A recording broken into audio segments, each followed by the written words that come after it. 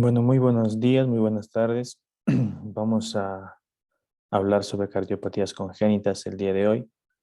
Nuevamente me presento, soy el doctor Alfredo Cariciles, soy cirujano cardiovascular y bueno, les voy a hablar sobre este tema que es tan de igual manera extenso y que lo vamos a tratar de resumir en la próxima teórica.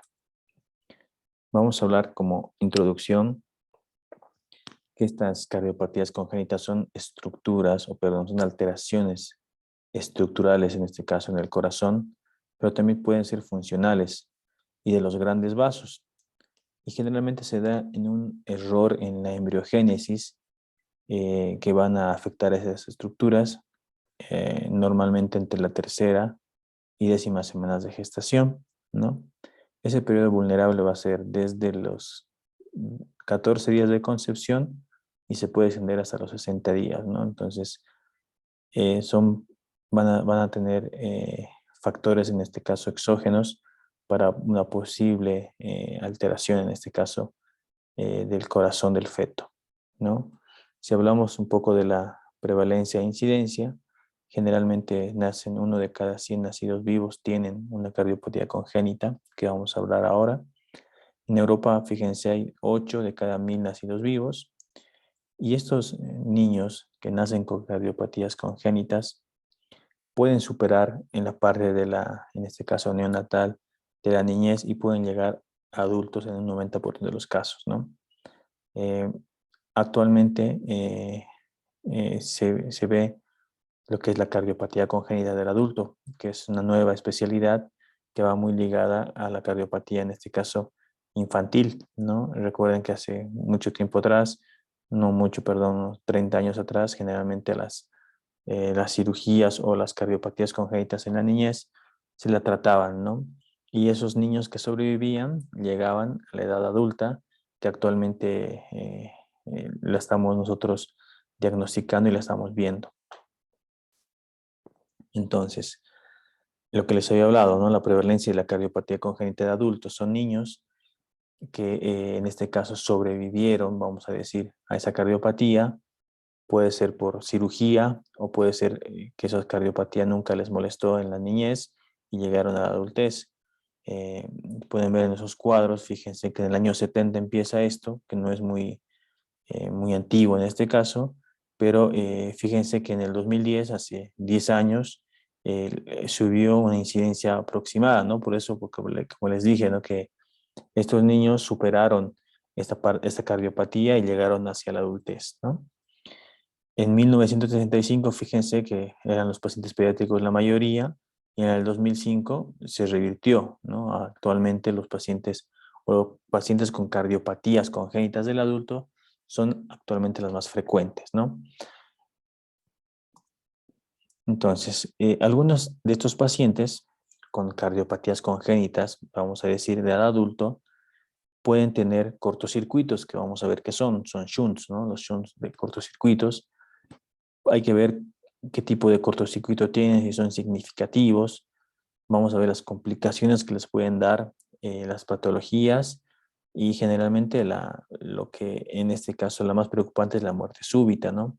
Como pueden ver acá, si el paciente llegó a la cardiopatía congénita del adulto, pueden causar lesiones vasculares, lesiones valvulares, shunts residuales, es decir, lo que vemos en los cortocircuitos, y nos pueden dar falla cardíaca en este caso, y también arritmias que nos puede provocar una muerte súbita. Entonces, nosotros tenemos que, en este caso, identificar las posibles complicaciones de estos pacientes que llegan ya a la adultez con cardiopatías congénitas. Entonces, para hacer un repaso sobre la fisiología normal, vamos a decir que la sangre oxigenada en este caso, ¿no? Sale del ventrículo izquierdo, va por la aorta, retorna por la circulación venosa, la sangre desoxigenada se oxigenan al nivel de los pulmones y nuevamente llegan hacia el corazón izquierdo por las venas pulmonares, y esa es la circulación normal en nuestro organismo, ¿no? Entonces, nosotros podemos clasificarlo, las cardiopatías congénitas, en dos grandes grupos, ¿no? las cianóticas, que son pacientes cianóticos con coloración azulada, y las acianóticas, que no van a tener cianosis, ¿no? Pero actualmente se está utilizando esta nueva clasificación clínica donde nos dicen que hay pacientes cianóticos sin insuficiencia cardíaca en este caso, insuficientes cardíacos sin cianosis y por último, los insuficientes cardíacos con cianosis, ¿no? De estos tres grupos clínicos, de esa clasificación clínica, los que tienen peor pronóstico son los insuficientes cardíacos con cianosis, pacientes que ya están complicados y están en la última etapa de su enfermedad, en este caso, ¿no? Según la frecuencia de las cardiopatías congénitas, podemos decir que la comunicación interventricular, que es una cardiopatía acianógena, ocupa el 20%, ¿no? Seguida de la comunicación interauricular, un 10%, la persistencia del ductus arterioso, la cortación aórtica, una estenosis aórtica, la tetralogía de Fallot, eso va según la escala de la frecuencia, fíjense. Nosotros vamos a hablar sobre las patologías más frecuentes, ¿no? Las cardiopatías, en este caso, congénitas más frecuentes que vamos a tratar de resumir ahora. Entonces, como habíamos dicho, ¿no? Podemos definir en un grupo grande las acianógenas, que son las más frecuentes. Los cortocircuitos son, en este caso, el paso de la sangre, en este caso, de una cavidad de alta presión a una baja presión. Es decir, el shunt, el cortocircuito, va a ir de izquierda hacia derecha. Si recordamos un poco, habíamos hablado que el corazón lo podemos dividir en dos corazones arbitrariamente, en un corazón izquierdo que es de alta presión y un corazón derecho que es de baja presión. Entonces, si esta cardiopatía tiene un cortocircuito, si una comunicación, en este caso, podemos hablar, si una comunicación intraauricular va a pasar sangre desde el lado de alta presión del corazón izquierdo hacia el corazón derecho que es de baja presión, ¿no? Generalmente es lo más frecuente. Para eso nosotros podemos valernos de un método que es la cuantificación del gasto, en este caso el QP y el QS, que es el gasto pulmonar y el gasto sistémico, es decir, las resistencias de la circulación sistémica y de la circulación pulmonar, que cuando uno nace lo normal es que estén equiparadas, lo normal es 1. Pero si ustedes ven que en este caso el gradiente, el gasto pulmonar es más, en este caso mayor a 1.5, entonces significa que ese lado del corazón derecho tiene mayor sobrecarga, ¿no? Y esa es una indicación quirúrgica, ¿no?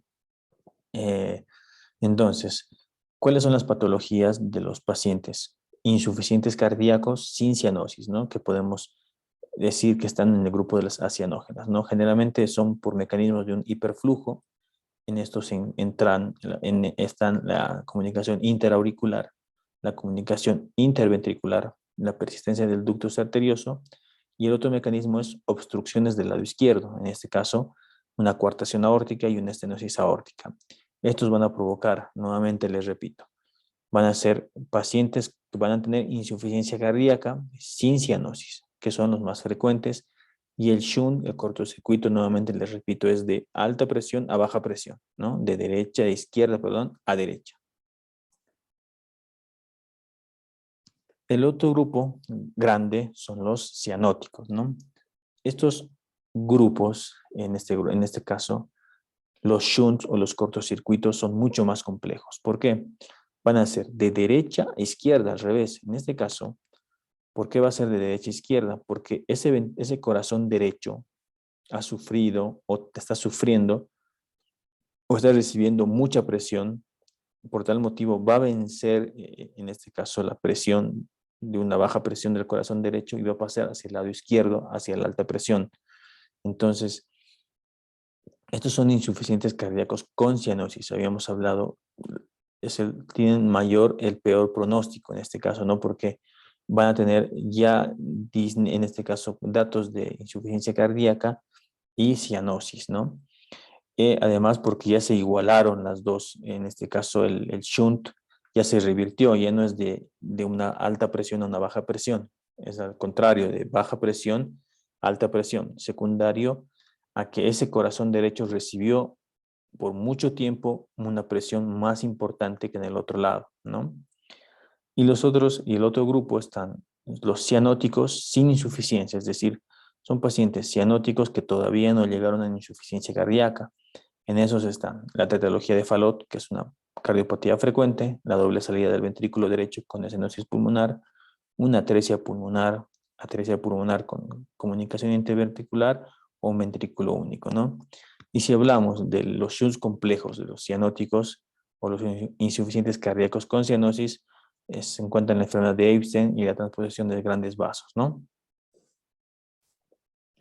Entonces, ¿cuál es la etiología de las cardiopatías congénitas, no? Va a ser multifactorial en un 90% de los casos. Se habla que tiene un 8% de frecuencia en una etiología hereditaria en este caso, y factores teratógenos en un 2%, ¿no? Entonces, también pueden tener causas genéticas específicamente, y actualmente se está viendo mucho la teoría de los factores ambientales que ya es conocida, que puede afectar en este caso la embriogénesis en la formación del corazón. Pueden ser factores biológicos, en este caso de la madre, pacientes o madres con edad avanzada, que tengan diabetes mellitus, factores químicos, en este caso, tanto a nivel de la alimentación o a nivel del ambiente, factores físicos, que fueron pacientes o madres que están sometidas a radiación, algún otro factor físico, y factores de hábitos tóxicos, ¿no? Fumar, beber, que van a tener también una parte importante en esa etiología de las cardiopatías congénitas. Nosotros podemos hacer el diagnóstico actualmente desde intrauterino, ¿no? A nivel intrauterino, a nivel prenatal, mediante imágenes, ¿no? Actualmente la mejor herramienta diagnóstica para diagnosticar cardiopatías es la ecografía Doppler, ¿no? Otros métodos importantes, la tomografía o la angiotomografía, y también la hemodinamia, ¿no? En este caso puede ser diagnóstica y terapéutica, es decir, navegar tanto por la arteria o por las venas sistémicas, y podemos diagnosticar e incluso podemos tratar estas cardiopatías congénitas. ¿Cuál es el tratamiento a grandes rasgos, ¿no? Nosotros podemos hacer tratamientos correctivos, en este caso, pacientes que nacen con una patología, con shunt complejos, o en este caso, que tengan un shunt de izquierda a derecha, podemos tratarlos, podemos corregirlos, incluso podemos curarlos a los pacientes, ¿no? Y hay algunos casos, algunas cardiopatías que son casi incompatibles con la vida. Entonces podemos hacer solamente cirugías paliativas, en este caso para tratar de mejorar la hemodinamia y tratar de llegar a un posible trasplante un trasplante corazón, en este caso, que sería la última terapia para este tipo de pacientes, ¿no? Las podemos realizar con circulación extracorpórea, que habíamos hablado en un tema anterior, que es la derivación o el bypass cardiopulmonar para operar siempre el corazón, y las podemos realizar en el neonato, cuando nacen, en el lactante, en el adulto, y si estos pacientes, a pesar de que ya fueron corregidos, tienen mucha frecuencia de reoperarse en la vida adulta, ¿no? Por eso es tan importante saber que si es que estos niños son vírgenes de tratamiento o ya fueron operados en la niñez, en la parte, en este caso, para ver qué posibles complicaciones podemos tener. Entonces, la primera patología que quiero hablarles es la tetralogía de Fallot, ¿no? Está en el grupo de las cianógenas, sin insuficiencia cardíaca, o en el grupo grande, las cianóticas, ¿no? Esta tetralogía de Fallot, como se dice su nombre, está formada por 4, en este caso, alteraciones en el corazón del niño. Una comunicación interventricular, ¿no? Una comunicación interventricular, donde generalmente debería haber un shunt de izquierda a derecha, una estenosis pulmonar, ¿no? Va a haber dificultad en la salida del tracto de salida del ventrículo derecho. La aorta van a ser a caballo, está cabalgamiento, se dice entre el ventrículo derecho y el izquierdo, y va a haber una hipertrofia del ventrículo derecho, secundario en este caso, secundario a esta estenosis, ¿no? Este ventrículo derecho va a trabajar más y se va a trabajar. Entonces, ¿qué va a pasar fisiopatológicamente, ¿no? Podemos ver en este cuadrito que nos representa donde la sangre oxigenada, en este caso la sangre oxigenada, va a tratar de pasar o va a tratar de salir del ventrículo derecho hacia la arteria pulmonar, pero como va a tener en este caso mucha dificultad para salir, va a ir por el camino fácil, se va a pasar por la SIB, o sea, va a haber un shunt, como hemos hablado, de derecha hacia izquierda, y no al revés, como que tendría que ser una SIB de izquierda a derecha. Entonces, esta sangre se va a mezclar con la sangre oxigenada que viene del ventrículo izquierdo, y fíjense, va a llegar a la aorta y a la circulación sistémica como ya una sangre desoxigenada y nos va a dar cianosis, ¿no? Entonces, esa es la fisiopatología o el mecanismo en este caso que que va a tener este paciente, ¿no?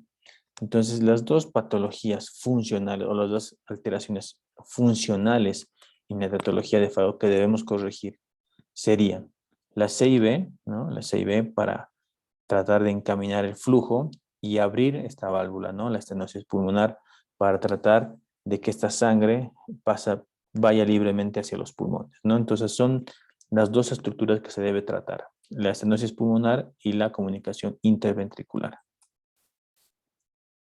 Entonces, lo que les había dicho, ¿no? Si este paciente, este niño fue operado, ¿no? Fue resuelto la patología, se hizo, que vamos a ver, un cierre de la CIB y en este caso, corrigieron la estenosis pulmonar, este paciente puede llegar hacia la adultez tranquilamente. ¿Qué va a pasar? Que en la tercera, cuarta década de la vida, la estenosis pulmonar, que fue en este caso corregida, puede empezar a fallar, ¿no? Entonces, hay que saber que si o la CIB nuevamente vuelve, porque puede haber shunts residuales, puede haber una comunicación persistente. Entonces, hay que saber qué se le hizo a ese paciente de niño y qué se le va a ofrecer ahora en la adultez. Actualmente, para evitar reoperaciones, se hace generalmente, se están colocando válvulas pulmonares mediante cateterismo, ¿no? Que sería lo más indicado para evitar, en este caso, una reoperación que tiene muchas más complicaciones y mayor mortalidad en las cirugías a corazón abierto. La otra patología importante es la comunicación interauricular, ¿no? Es una patología frecuente. Fíjense que tiene una incidencia de 1 entre 15.000 recién nacidos vivos y generalmente es más frecuente en mujeres que en varones, ¿no? Para tener una idea exacta de la comunicación interauricular, debemos repasar lo que es anatomía de la configuración interna de la aurícula derecha, ¿no? Donde podemos ver la válvula trigúspide, el foramen oval, en este caso que es el vestigio de la comunicación interauricular que hubo en la etapa prenatal. Podemos ver el seno coronario, ¿no? Y en esta parte el triángulo de Koch, donde va a estar el nódulo auriculoventricular importante si hacemos una corrección.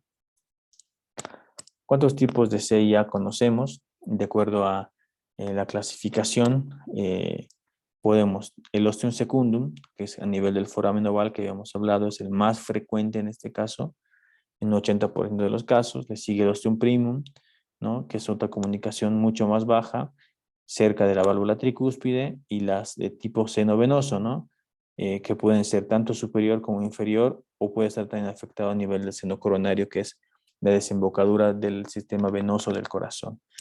Lo más frecuente es el ostium secundum, ¿no? Es decir, ese foramen oval que tendría que cerrarse, no se cerró y se mantiene abierto, ¿no? La fisiopatología, habíamos hablado que estos shunts, en este caso es de cortocircuito, siempre va a ser de izquierda a derecha por el sistema de presión, ¿no? ¿Qué puede pasar, no? Que si hay una sobrecarga de volumen, en este caso, del corazón izquierdo al corazón derecho, este corazón derecho va a recibir mayor volumen, se va a sobrecargar va a aumentar de tamaño el ventrículo derecho, la aurícula derecha, puede haber reflujo hacia atrás y puede empezar la hipertensión pulmonar, ¿no? Entonces, es necesario resolver la CIA. Lastimosamente, la CIA es una patología casi asintomática, ¿no? Va a pasar de largo en la niñez, si es que no se hacen controles necesarios, y se va a manifestar generalmente entre la tercera y cuarta década de la vida. Pacientes que vienen con el principal diagnóstico de una disnea, por esa sobrecarga de volumen del lado derecho, va a haber una hipertensión pulmonar la que le va a causar muchos problemas a futuro, y si es que no resolvemos y dejamos ese shunt progrese, puede haber una hipertensión pulmonar irreversible donde ya el paciente, el pronóstico va a ser muy reservado, ¿no? Lo que vemos, el shunt de izquierda hacia derecha. Nosotros podemos solicitar métodos diagnósticos, una radiografía de tórax, en este caso nos va a dar una dilatación de la arteria pulmonar, un aumento en la trama de la circulación pulmonar, son datos inespecíficos, pero el ecocardiograma, en este caso, es la clave en esta cardiopatía, como todas las cardiopatías que vamos a ver, ¿no? Donde se puede ver la comunicación aquí, en este caso, de la aurícula izquierda a la aurícula derecha. Entonces, es el mejor diagnóstico para ver este reflujo, ¿no? Pero también podemos pedir una tomografía, una resonancia e incluso del cateterismo. ¿Cómo se puede tratar la comunicación interauricular? En los últimos tiempos se hace por cateterismo, es decir, se navega en este caso por el sistema venoso mediante una punción en la vena femoral, se llega en este caso mediante eso hacia la aurícula derecha y se despliega este dispositivo que se llama Platzer, ¿no? Que son dispositivos que se lo hace mediante cateterismo y con eso podemos ocluir esa comunicación entre ambas aurículas. Ojo que también tiene sus indicaciones, ¿no? Estos generalmente están indicados en CIAs chiquitas, podemos decir menos de 5 centímetros, y si son mayores de 5 centímetros, el tratamiento va a ser quirúrgico, es decir, a corazón abierto bajo circulación extracorpórea. Lo que habíamos hablado, podemos colocar este cateterismo o podemos cerrarlo de manera quirúrgica en CIAs grandes, mayores a 5 centímetros, ¿no? Podemos utilizar un parche y cerramos esa comunicación y con eso cortamos ese cortocircuito para que nuevamente se restablezcan los gastos cardíacos, el gasto en este caso tanto sistémico como pulmonar. Y la otra cardiopatía importante es la comunicación interventricular, ¿no? Es más frecuente que la interauricular. La podemos dividir en restrictivas y no restrictivas en este caso, y también de acuerdo a su localización anatómica. La más frecuente es una subaórtica, fíjense debajo de la arteria aorta, una perimembranosa, una posterior tipo canal y las musculares, ¿no? Lo mismo, este tipo de cardiopatía, el shunt, el cortocircuito va a ser de izquierda a derecha, ¿no? No se olviden. Es lo que va a provocar lo mismo, una sobrecarga a nivel del corazón derecho, que posteriormente va a aumentar esa presión, va a llegar a la arteria pulmonar, va a ser una hipertensión pulmonar y datos, en este caso, de una insuficiencia cardíaca derecha, ¿no? Esta es la fisiopatología, lo mismo, ¿no? Fíjense el shunt, ¿no? De izquierda hacia derecha, en este caso, esa sangre va a tener mayor, no va a oxigenarse a nivel y va a llegar un momento que puede revertirse la circulación, ¿no? Fíjense nuevamente el shunt de izquierda hacia derecha, se va a aumentar el ventrículo derecho, va a provocar una hipertensión pulmonar y eso le va a causar problemas a futuro del paciente. ¿Cuál es el tratamiento? De la misma manera podemos optar de manera quirúrgica con circulación extracorpórea o de manera, en este caso, por vía percutánea o cateterismo, ¿no? Generalmente esto lo podemos cerrar con un parche y cerramos, restablecemos el flujo, ¿no? Perdón, ¿no? Y el otro es el tratamiento que les había dicho mediante también un cierre en cateterismo, ¿no? La otra patología importante que tenemos que revisar es la persistencia del ductus arterioso, ¿no? Generalmente ¿qué es el ductus arterioso? Es un vestigio que en la vida neonatal hay un flujo entre la arteria pulmonar y la aorta, ¿no? Que se mantiene en la vida neonatal abierto, pero cuando uno nace, en este caso el niño, esto tendría que cerrarse, ¿no? Por cambio de presiones, ¿no? Lo que, como su nombre lo dice, es una persistencia de este ductus, ¿no? Lo que va a provocar nuevamente un shunt de izquierda a derecha, de alta presión a baja presión, más frecuente en recién nacidos atérmicos y igual en los prematuros, ¿no? Entonces, esto tampoco lo podemos, como es una cardiopatía acianógena, el paciente puede pasar esa etapa y puede llegar a la adultez y nos puede causar nuevamente los síntomas por una hipertensión pulmonar en este caso, ¿no? Porque toda esa presión de la aorta, que tiene alta presión, va a pasar a la arteria pulmonar. Por tal motivo, esta arteria pulmonar, que no está, en este caso, hecha para soportar mucha presión, a futuro va a tener una hipertensión pulmonar, ¿no? Esta es la fisiopatología, fíjense, va a pasar el ductus, ¿no? Esa sangre arterial va a llegar hacia la circulación venosa, por tal motivo va a sobrecargar todo esto y en algún momento va a tener hipertensión pulmonar casi severa.